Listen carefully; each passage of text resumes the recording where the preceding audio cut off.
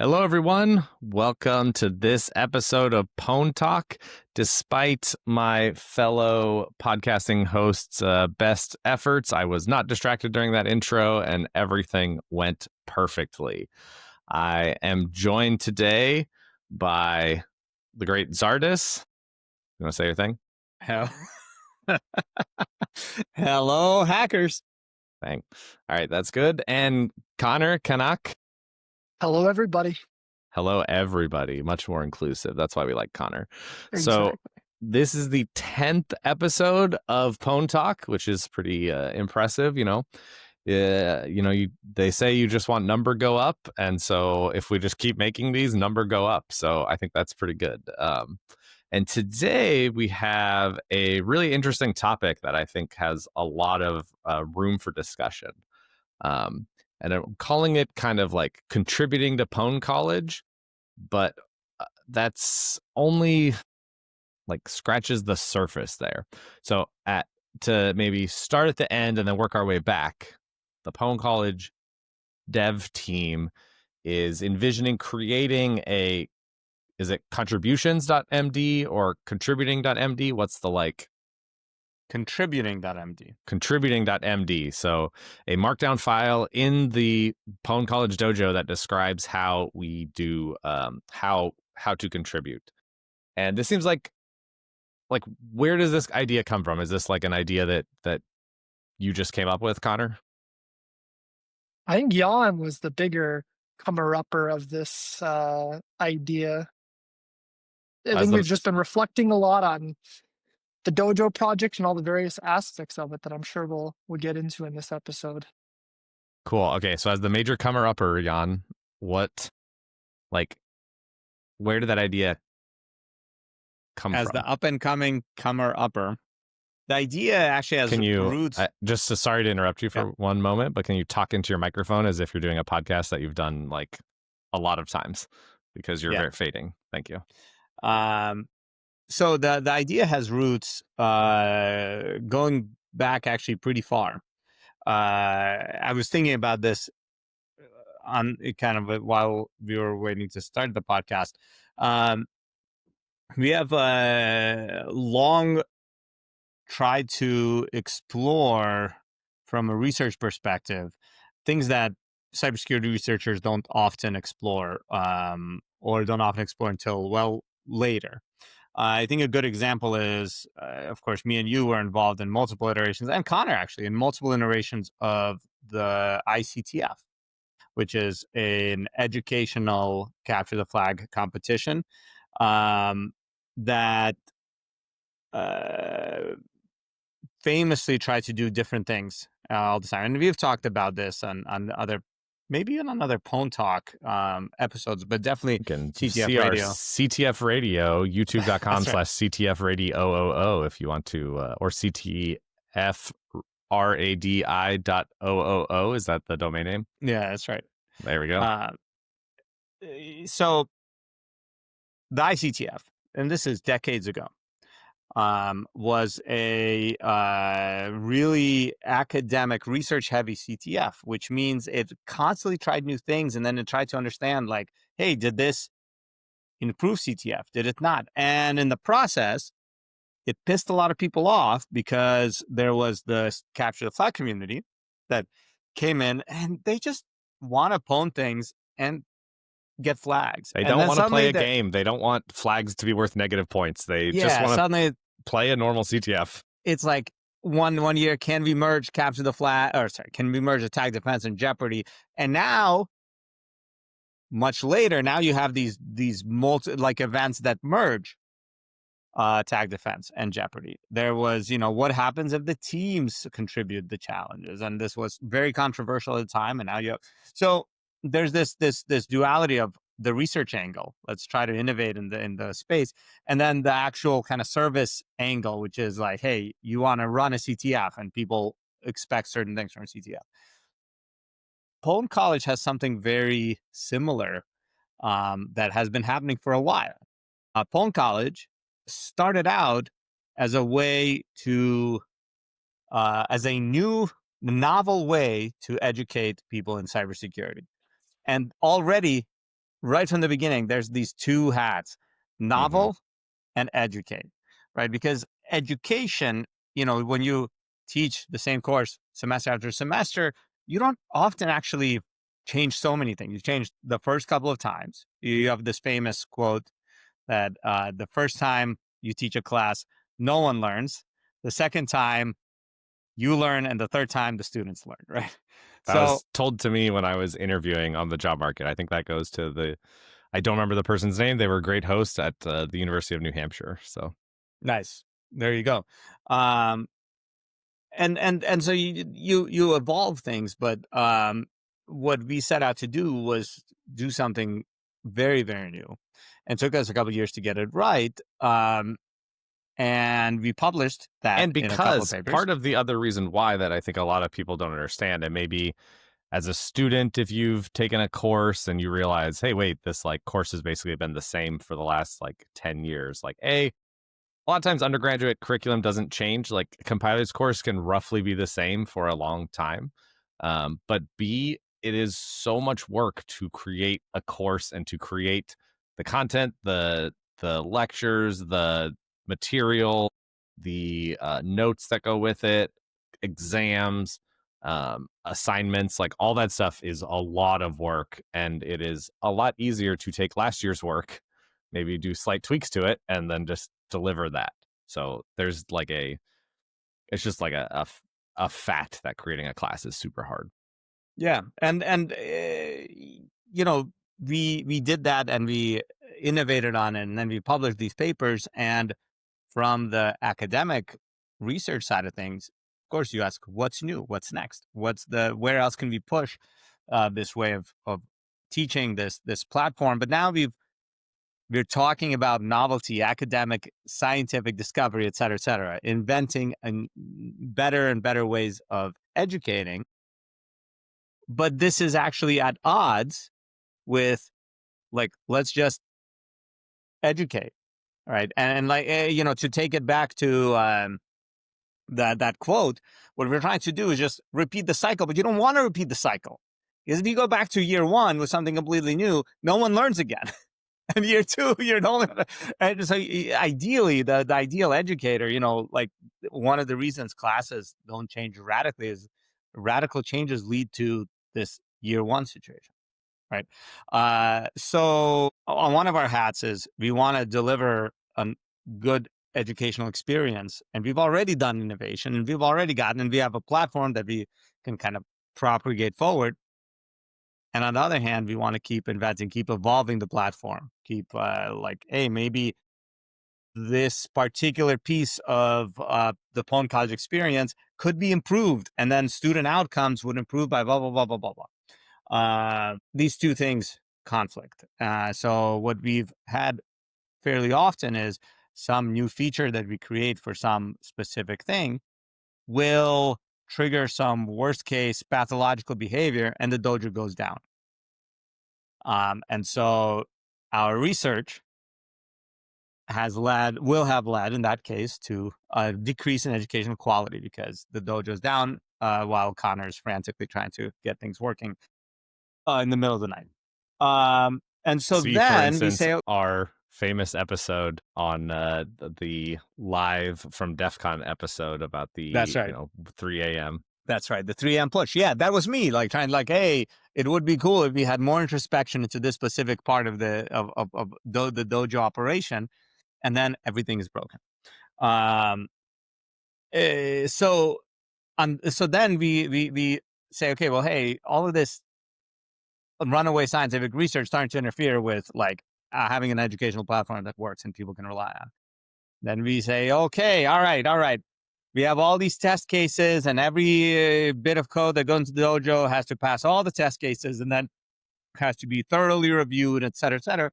Suddenly, the researchers are frustrated because they're trying to move fast to invent things, and we're slowing them down. And we're like, hey, we need to review your PR, and please make this change. Please make this change. And they're like, what the fuck, man? I just want to make things happen. And we've faced this in a lot of research projects that have kind of become critical infrastructure. We have the Anger binary analysis framework. It went through a similar evolution, Pwn College has the additional complexity that the platform is deployed and relied upon by now a 8,000 learners a month. huge difference, right? Like for Yeah. those that aren't familiar with Anger, right? Anger is a open source GitHub project, but it also is installable through pip. Like you can pip install Anger, use it as part of your requirements file. You can use it. So it's not something that, like, if you break main on Anger, nothing happens except for people that currently build and use current Anger that takes off of main. That stuff will be broken, but they could always pin to a previous version. It's actually very easy for them to revert to something that was working. And so this is kind of a very key difference in Pwn. Like, it's funny because we say Pwn College, we should probably be saying the Pwn College Dojo, right? I think Connor would maybe like to make that distinction more Yes. clear. But there is pwn.college, the website that is running the Pwn College Dojo, and we really don't want to break that. Like, it sucks. It sucks when it was just maybe even the three of us using it in our classes, right? Like, it would suck when it would break and everything would go down towards a deadline. And I think the students loved it because they would get extensions, but I actually don't even think they loved it necessarily because you set aside the Super time to do frustrating. the assignment, and now you have to spend more time on more stuff, and it's very frustrating. But we work pretty hard to reduce a lot of those kind of like deadline induced scrambles and crashes. And then over time, more and more people are using it in their classes that aren't us. So at least if it's us and we get pinged that it's a deadline, we can go into the servers, we can try to fix it, right? We can do the like Jan the night before DEF CON heroically trying to like make the server come up when really he just needs Connor to wake up to fix it. And that's, it's a lot harder and a lot lack of control for other people who are relying on using Pwn College for their classes if they don't have that same level of introspection. Yeah. So anyways, just wanted to give the context to people that like this is something that kind of snuck up on us in a sense, right? Yeah, because we used to, like you said, we used to be pretty chill. Oh, sorry guys, it's down. Have an extra 24 hours. Or an extra, we used to give like, here's 1% extra credit because everything was a shit show. Don't say we. That's right. I never gave extra credit because the system was down. Yeah, but we ran into analogous things with Anger. We said, guys, there are very large organizations that rely on Anger to work for internal products, and when we break stuff like this causes issues. And so then we started being very careful, and development slowed down. And what you kind of started seeing is PhD students would stop trying to upstream their research progress. They would get kind of frustrated with that, and so that's something that we've been trying to avoid happening with Pwn College, based on this experience with Anger of, hey, development is kind of less flexible than the Wild West. And so, I'm going to do a research project on Anger. I'm going to fork the project and not really worry about, getting my improvements over the course of my research back into the core. And we were just like, this shouldn't happen with Pwn College. And so we tried to, get a situation where we could have both, like the best of both worlds. And I think this semester, especially, like as the platform grows more and more, I think we've realized that what we achieved, of course, in trying for the best of both worlds is the worst of both worlds, where there is a lot of frustration to the researchers because there's a very high bar to meet for their research code as they're exploring research. And at the same time, there's frustration for everyone interacting with Pwn College as an educational platform, and this is both professors and learners, because they lack the stability and the assurance that, hey, this is gonna work during my exam.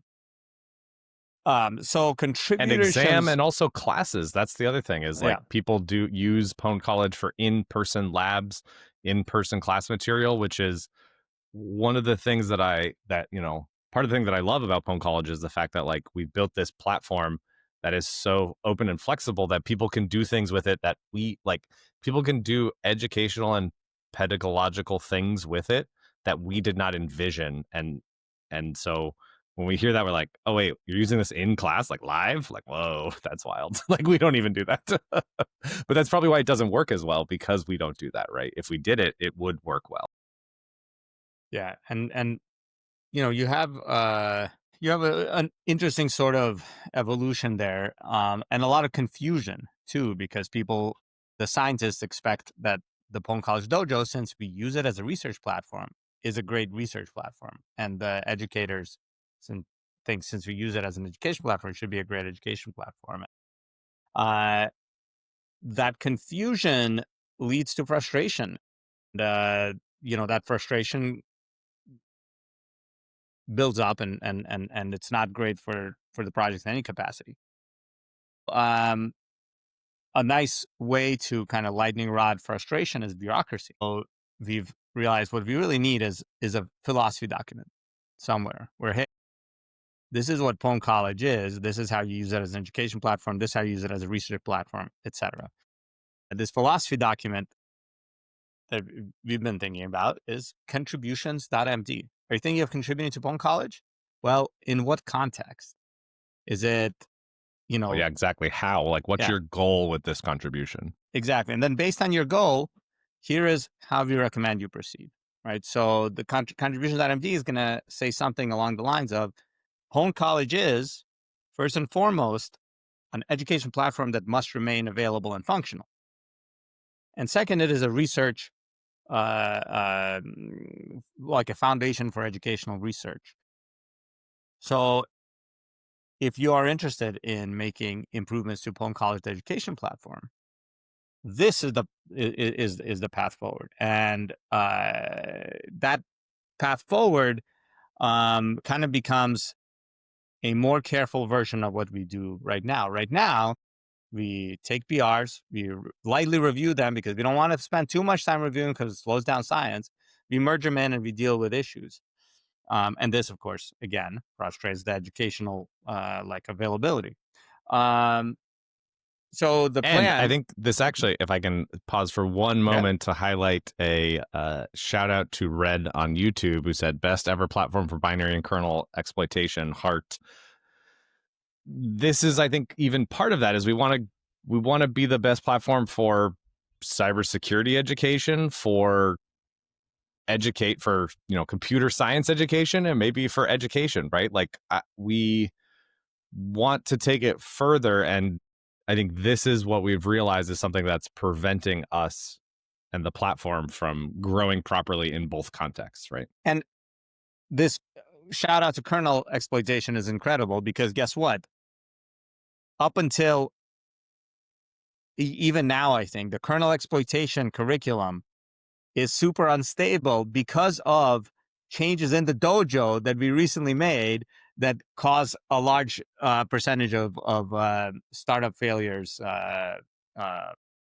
for the kernel exploitation challenges specifically, just due to internals of pwn College, right? And so, this sort of stuff is hard to focus on when, any delay in merging in PR slows down graduate research. So then the policy becomes, hey, you want to contribute to it as an education platform? We're going to strive for very high quality contributions. We'll help you, we'll review, evolve, make sure that, hey, this is working properly. It didn't impact this piece. Let's have maybe even a full test environment that we'll deploy. Strive towards stuff like that. And then in a comprehensive process, we'll get things merged and live. Then, or you're not deving on pwn College, contributing to pwn College from an education perspective. Maybe you're contributing to pwn College from a research perspective. And you need to be able to iterate and what would fast. and what would be an example of that? Can you talk about maybe? Yeah, like, so as somebody coming in, how would they decide? Yeah, so basically an example is you're a graduate student and you want to use the pwn College Dojo to and the AI, the LLM hooks in the pwn College Dojo to explore some concept of LLM assistance in hacking or using LLMs to like try to solve these challenges directly. You want to extend the dojo with this, right?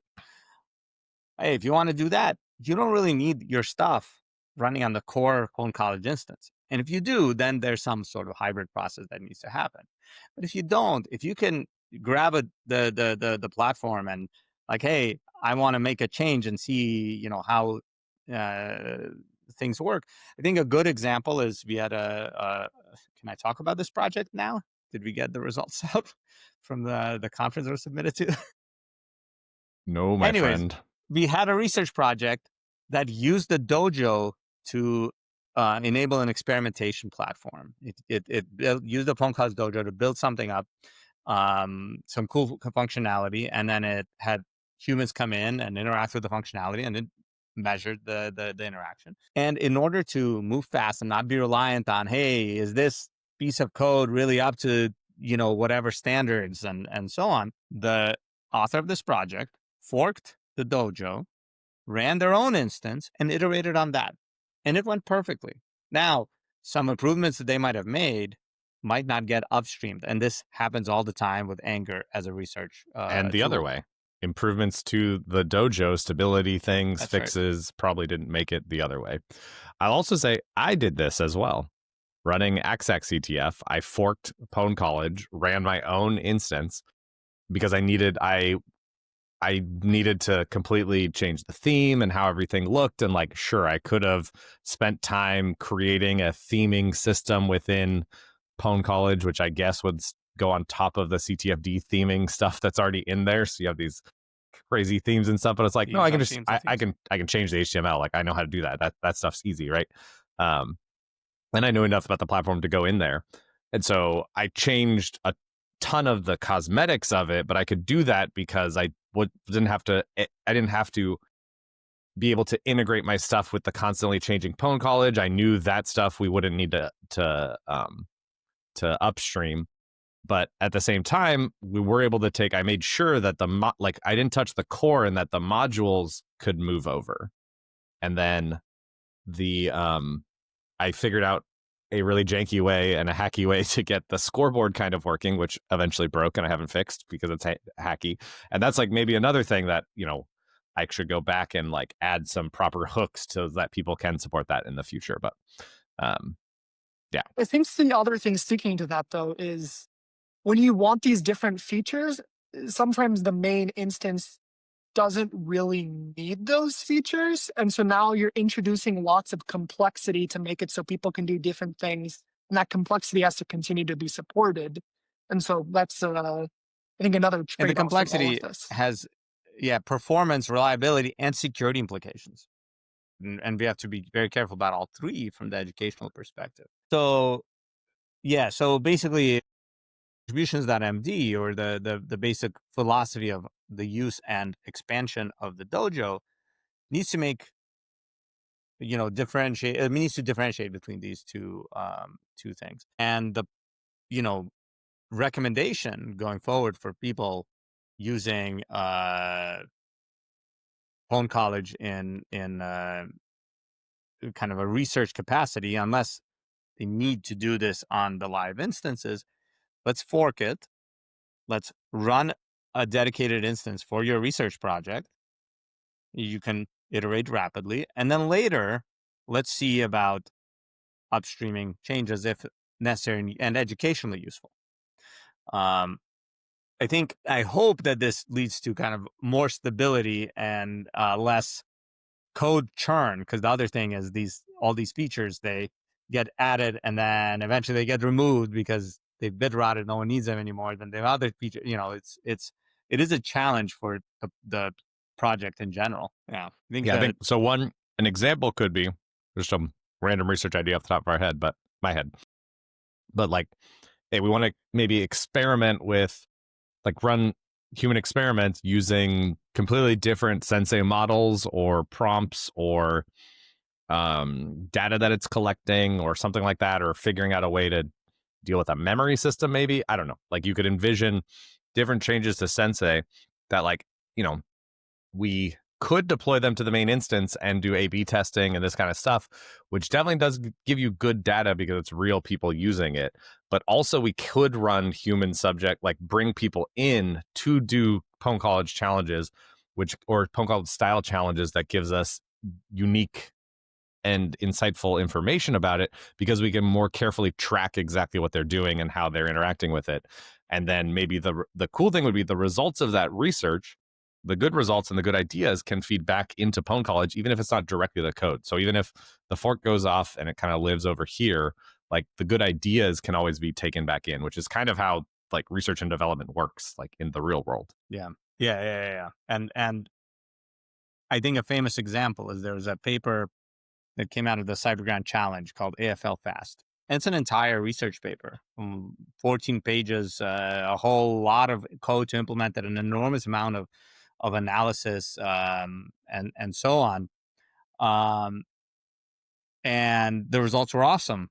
The presentation happened in Vienna, and I remember I was sitting in the audience, and I look up, and there's if you were in like a palace in that year, and at it was great. ACM CCS, and like the ceiling just has frescoes across it, like, and I'm at this talk about AFL Fast, and in the end, the clean room reimplementation of AFL Fast by the author of AFL was a one-line patch to AFL, but discovering that one line was a 14-page research project of many months and much experimentation. Proving that it does work. That's the other, and proving, yes, exactly, because you start making willy-nilly one-line changes, and of course shit isn't going to work and it's going to break. But for us, for the dojo, that's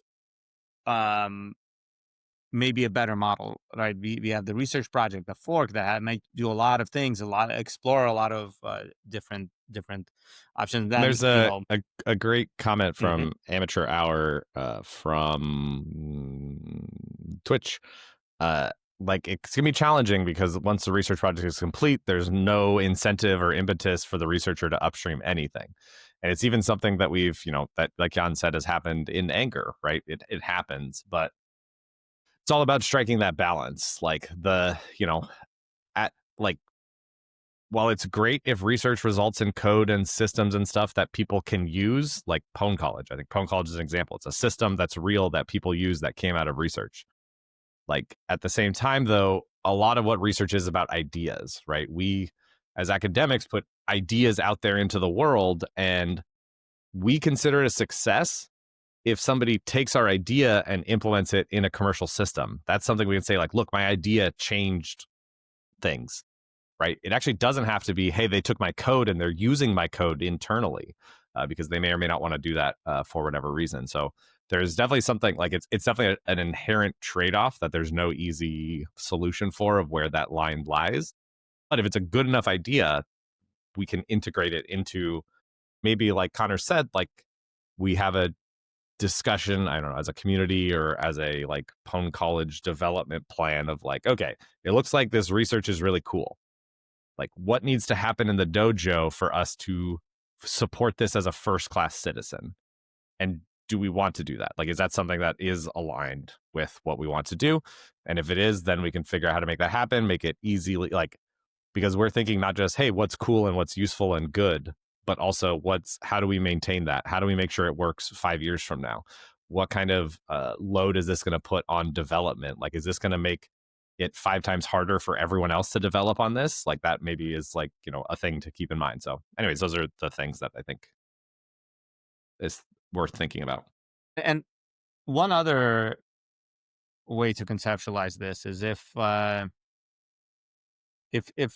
right now we've been trying to avoid this whole thing, like, I forked the underlying project, I did my research, and then that code is dead and never gets upstream, because it's a frustration in the anger space, right? Of mine personally.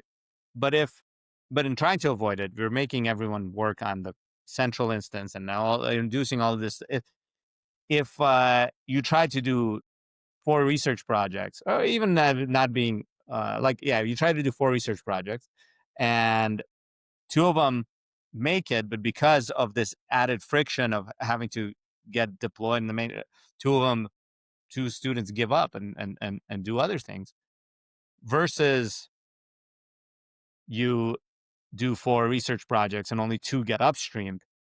The second option is strictly better because the 2 that didn't get upstreamed anyways still managed to maybe get papers out. At least didn't leave that project in frustration. So it's just something where you have to accept almost some waste, maybe in terms of development efforts to make this work.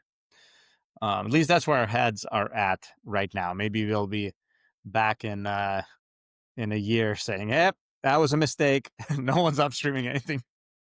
There's a Maybe. million We'll see. temporary research deployments.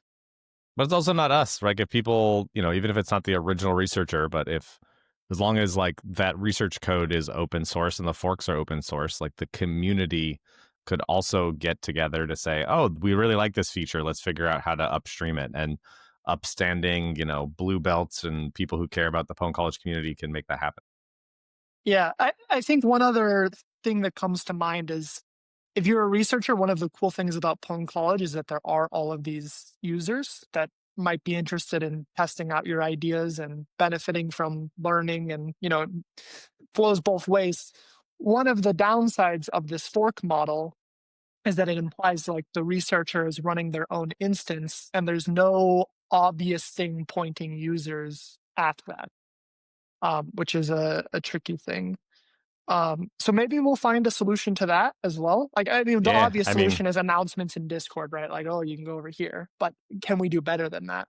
exactly. Or Yeah. like maybe, have like maybe these are first party forks and that they're different backends. And as a user, I could opt into a research project. And so now I'm hitting this researcher instance, Yeah. What Or one in the model same that way that we comes have from? community dojos. Sorry, Yeah. kind of in the same way that we have community dojos, we have community instances, right? Mm-hmm. And you click in, and here's some research y- version of Pwn College. Yeah, it's possible, like in terms of data, that the only data that matters is flags, right? Like kind of at the core of Pwn College, that is the only bit of data. And then maybe from there, it's like the persistent home directory or something. It's possible that we could do some sort of like federated version of Pwn College where an instance signs your solve and like we just work off of that, right? So like maybe the main instance is willing to accept signatures of a flag from a different node and some aren't. And now everyone can just spin up like their own databases and their own workspace runners and their own LLM, like the whole full infra, as long as they can communicate flags and everything just works. And it just like, it came to my mind just now, but it's possible that something like that could be a solution there. Web of Pwn. Exactly. Mm-hmm. Great. I don't know if anybody has any thoughts on this, but amateur hour coming through again. There are a few people that used to host their own instances for teaching purposes that switched to the main for their dojos and classes. It would be interesting to hear what changed their minds for that. It's such a pain in the ass to keep your instance running. I mean, it's not that the dojo is necessarily super unstable under normal load, but they're just corner cases, right? Like you suddenly fill up your Docker registry disk because you have a 24-hour 24/7 loop that's pulling all images. If enough Ubuntu gets updated enough time, eventually that'll eat up your disk. Yeah, like in some sense, part of it is the they're kind of outsourcing the operations of that server to the main Pwn College instance, right? By doing that. The flip side that they get away is they lose control over when updates are deployed, like being able to fix things. Like the flip side of that is being able to fix things, right? And like the stability of being on one version of Pwn College. The other big benefit is, and what we found, and I actually don't know if this is true about the reversing dojo of what you put in our colleague's ear, Jan, but I assumed part of the thing is like, then, hey, your content can now live on. It's a lot easier if it's already on the main, like your dojo is already on the main Pwn College dojo, to flip the bit to say public, right? Than it is to create the new dojo on the Pwn College with the current platform and then try to test, make sure that it works and didn't break, and then make it public. Like there's a friction process there, right? That I think makes it a lot easier for this content to live on. Because I think a lot of, ed classes and things, educators, we want people to learn from our stuff, right? We, like Jan said, you put so much effort into building this material that we want people to use it and as most people as possible. Like Connor, what were the latest numbers were what? 2,000 ASU learners a month, users a month, and 8,000 non-ASU learners. It's 8,000 total, and it's somewhere around 1,500 ASU. Okay, of that. Great. Yeah, but I think it's not just the it feels good part. Like obviously that is also very cool that other people are benefiting from your work, and like why not? But I think another aspect of it is, in a class, like most students are silent, like they will just suffer in silence and figure it out. As an instructor, it's really hard to get quality feedback. But I think one of the elements at play that makes Pwn College really successful is that as you get more and more people interacting with the content, that means you get more and more people that are being vocal and describing the issues they're facing. And so you can actually iterate and improve the quality of your content faster because more people are hitting it. And because with the community, which you always talk about, right? That's the thing I'm noticing that's interesting about I won't call them out specifically because they're a friend of the show specifically, but people really want to be able to submit PRs to some dojos, and the dojo materials aren't public yet. And that's probably for course concerns and all kinds of reasons I could envision why. And it's exactly the thing that the mono repo is trying to shoot forward to solve. Probably some of those concerns, but the fact that I'm seeing people want to do that I was really struck. I was like, oh wow, these people, like, this is a undergrad CS course basically worth of material. Like, how many students told me about typos in my descriptions of assignments and stuff in my compilers course? Like almost zero. Like somebody I think told me about a bug or something, and I'm like, this has been here for 4 years, like 5 years. Like, what the heck? None of these hundreds of students have ever told me about it. And yet here we have people in the Pwn College community that want the ability to push and make changes to make things better. That community engagement is a pretty radical thing. And I think, Connor, you brought it up in your Here's some Yankees proposal coming on your side, Jan. Oh, yeah. It's great. Yeah, it's piano practice time. I know, it's awesome. You brought it up in your proposal or defense of your PhD, right? Like the first time you got a PR into Pwn College, the platform. Now this happens so often. Yeah, I mean, it's happening so often that's why we're talking about this episode. That it's like, exactly. In a certain way, it's a problem, right? Like the net benefit is it's good. Yeah, exactly. But we got to figure out how to deal with it in the best possible way. And we talked about the mono repo last time. Have you talked about the mono repo yet? I think we've talked about the mono repo yet. Oh, that could be a thing for the next episode. It's crazy to me to keep finding like these glimpses into the platform and the this and that to talk about. Oh yeah, the last one was the DOS attack. Mm-hmm. There may have been another one, but anyways, that's part of the good thing about these podcasts is we get to share the discussions we're having internally with the community and see kind of what their feedback is and how we could improve things. Because I think this contributing.md, like you said, also can help guide people about what types of input we're looking for, right? I think this is one of the things that I don't know how many, you as a little kid, you dreamed of stars, Connor, of GitHub stars, but like, you start something. It's like the problem you always wish you had is like, I wish a lot of people use my stuff because my stuff is cool and I think it's awesome.